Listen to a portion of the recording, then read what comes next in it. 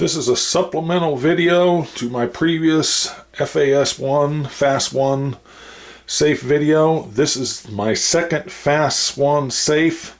This one is the standard model. It's not the compact like the other one was. I've done some work on it. It's ready to bolt in place, but before I do it, I want to do a real quick run through with it. Like the other one, I've installed a dehumidifier and with the electric cord, which is grounded to the case. There's the 2 watt. See if I can zoom in. 2 watt at 120 volts. It goes in. There's one just like that in this. Then to open this up, this is for my wife's revolver. In a manner similar to the other one, I have a pistol rod installed in this. The lighting is not the greatest.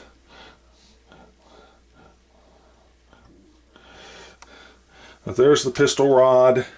It too is cut short because of the short barrel on this, and the fact that it's a short barrel and the gun is loaded.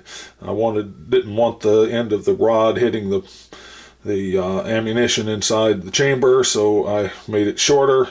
It works fine. If it were a larger pistol, that would not be necessary. This one, I used one from Armory Racks.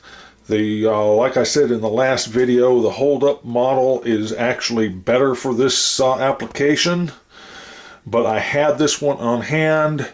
It involved twisting it around some. I wasn't sure whether I was going to break it or not, but I didn't. So it worked out.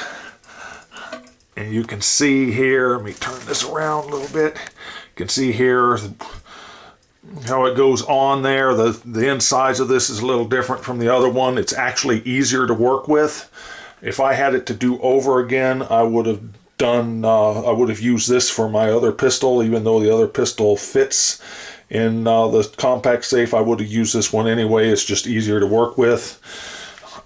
Like the other one, I didn't want a holster here in Florida, so the rod was employed. You can see the heater in there, and I put some padding around these braces that normally hold the holster. That keeps the gun from swinging around, and I added a little bit up here. Now, with all this said, it will not hold a full-size pistol with this rod the way I have it installed. Now, it is possible to shift that rod probably another inch or 3/4 of an inch or whatever further forward to gain more room. This CZ75, if you put it in there, it just will not quite make it.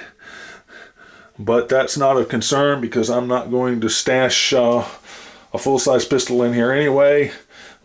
Commander size or smaller will fit just fine the way it is.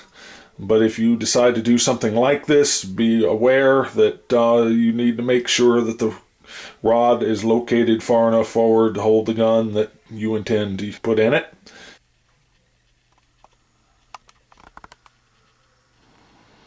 Okay, it's bolted in place. One last item. Unlike the first one, I had factory carpet put in this one, and it is much nicer carpet than what I had used, but said carpet makes drilling holes very difficult to deal with on the inside. It's really tough, thick carpet, and it's hard to deal with, especially if you're drilling a larger hole like for the strain relief for the power cord that I put in this thing.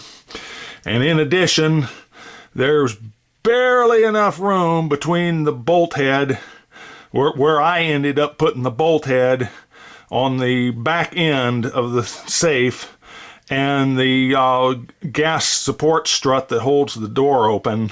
There was just barely enough room for that to work, but it does work, and I prefer the 65-degree angle opening of this one over the small one also. God bless and have a nice day.